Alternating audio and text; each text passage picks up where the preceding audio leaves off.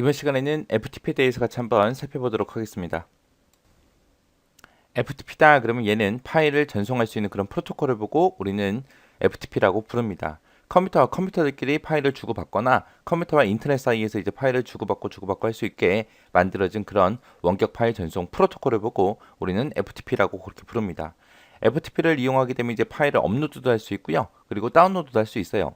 그리고 파일도 삭제할 수 있고요. 그리고 이름 변경도 할 수 있습니다. 이런 작업을 할 수 있게 만들어 놓은 거예요.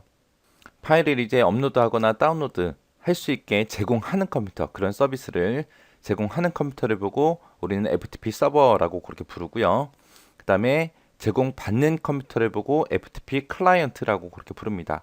우리 서버 클라이언트 있었죠? 서버라는 거는 주는 쪽, 클라이언트는 받는 쪽이라 그랬어요. 그래서 제공받는 게 FTP 클라이언트, 서비스를 제공하는 게 FTP 서버하고 이렇게 두 가지 있습니다.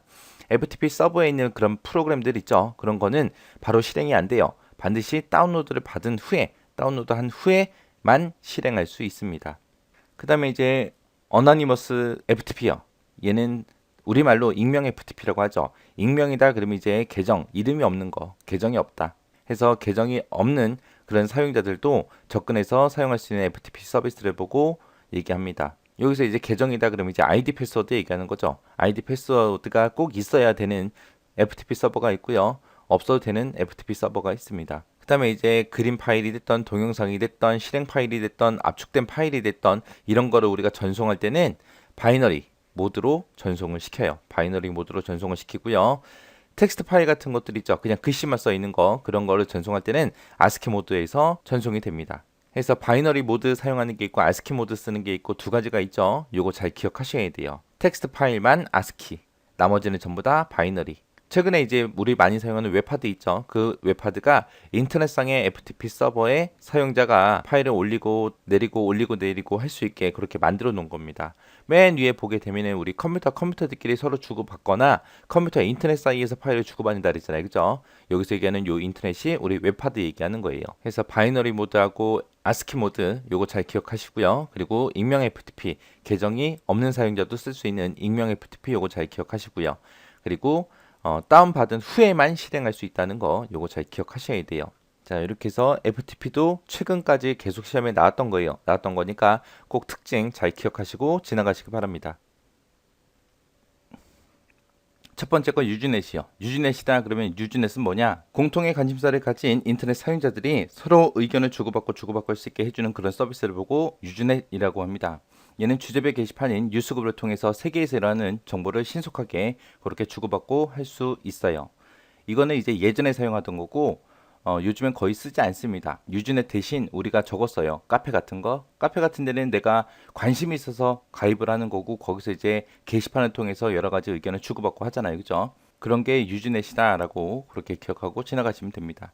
그 다음에 이제 텔넷이라는 서비스요. 텔넷은 멀리 떨어져 있는 원격제 컴퓨터에 접속해서 자신이 그 컴퓨터를 사용하는 것처럼 사용할 수 있게 도와주는 그런 서비스를 보고 텔넷이라 그래요. 그래서 얘는 원격 접속, 우리말로 하면 원격 접속하는 거고요. 원격 접속 텔넷은 멀리 떨어져 있는 컴퓨터에 접속해서 마치 그 컴퓨터가 내 거인 것처럼 그렇게 사용하는 거. 그게 텔넷 원격 접속이요. 원격제 컴퓨터에 접속하려면 뭐가 있어야 된다? 계정이 있어야 되더라. 그 다음에 이제 아키라는 서비스요. 아키라는 서비스는 익명 FTP 사이트에 있는 그 서버, FTP 서버 있죠. 그 서버라든지 아니면 그 안에 들어있는 파일의 정보를 데이터베이스에다 저장을 해요. 저장을 했다가 내가 뭔가 정보를 검색하겠다라고 했을 때 그 서버 리스트와 파일을 제공해줘요. 그래서 정보를 좀 더 쉽게 검색할 수 있도록 도와주는 서비스를 보고 아키라고 합니다. 그 다음에 이제 고퍼라는 아이요. 고퍼라는 아이는 얘도 똑같이 자료 검색하는 건데 얘는 메뉴 방식으로 제공해줘요. 메뉴 방식으로. 그냥 리스트 형태로 보여주는 게 아니라 메뉴 방식으로 나한테 보여주는 거예요. 그래서 메뉴 방식을 제공해서 손쉽게 정보를 검색할 수 있게 도와주는 그런 서비스입니다. 그 다음에 이제 IRC요. IRC다 그러면 인터넷상에서 우리 채팅하는 걸 보고 IRC라고 해요. IRC라고도 따로 있습니다. 그래서 인터넷상에 연결된 다른 사람과 실시간으로 대화할 수 있게 그렇게 도와주는 게 IRC. 그 다음 이제 웨이스요. 웨이스라는 거는 이제 여러 곳에 흩어져 있는 방대한 데이터베이스로부터 정보를 검색할 수 있게 그렇게 도와주는 서비스가 웨이스라는 이 서비스입니다. 얘는 데이터베이스로부터 시작해서 정보를 검색하는 거예요. 그 다음에 이제 핑이라는 거예요. 핑이라는 거는 원격직 컴퓨터가 현재 인터넷에 연결이 정상적으로 돼 있냐 안 돼 있냐 그거 이제 알아볼 수 있도록 해주는 서비스가 핑이라는 서비스고요. 그 다음에 이제 핑거라는 서비스가 있습니다. 핑거라는 서비스는 특정 시스템을 사용하고 있는 사용자에 대한 정보를 알아보기 위해서 사용하는 서비스를 보고 우리가 핑거라고 해요. 핑은 원격제 컴퓨터가 정상적으로 연결돼 있냐 돼 있냐 그거 따지는 거고요. 핑거는 특정 시스템을 사용하고 있는 사용자에 대한 정보 보는 거를 핑거라고 해요. 그 다음에 넷스테이트요. 그 다음에 이제 넷스테이션. 넷스테이트는 현재 내 컴퓨터에 연결된 다른 컴퓨터들이 있죠. 그런 다른 컴퓨터의 IP 주소라든지 포트라든지 그런 정보를 볼 수 있게 도와주는 거고, 이 명령어는 이제 네트워크 상에 내 컴퓨터와 연결된 그런 네트워크 있죠. 그 네트워크를 감시해서 바이러스가 됐든 해킹이 됐든 이런 거를 진단하는 사용하는 명령어예요. 그 다음에 이제 NSLOOKUP이요. NSLOOKUP은 도메인 네임 서버 검색할 수 있게 도와주는 그런 서비스를 보고 NSLOOKUP이라고 그러고요.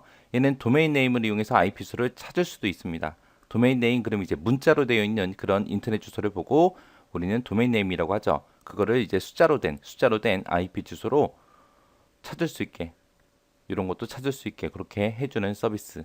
그게 NSLOOKUP이요. 그 다음에 트레서트라는 명령어는 뭐라는 거냐?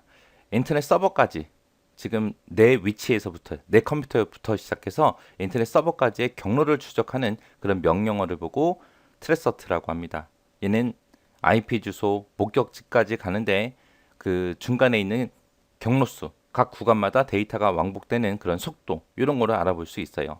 그래서 특정 사이트가 열리지 않을 때 그 해당 서버가 문제가 있을 수도 있잖아요. 그죠? 그리고 인터넷 망이 문제가 있을 수도 있고 해서 서버가 문제인지 망이 문제인지 그거를 이제 알아볼 때 사용할 수 있습니다. 그리고 인터넷 속도가 만약에 느려요. 느릴 때 어느 구간에서 정체가 되는지 그런 것도 알아볼 수 있는 게 우리 트레서트라는 명령어예요. 그 다음에 이제 메일링 리스트요. 메일링 리스트는 특정 주제에 대해서 정보를 교환하고 토론하는데 이거를 이메일 형태로 운영되는 그런 서비스를 보고 메일링 리스트라고 합니다. 시험에서는 이 각 서비스들마다 개념을 묻는 문제가 많이 출제가 되고 있어요. 그러니까 서로 구분할 수 있도록 그렇게 정리하고 지나가시면 될 것 같습니다.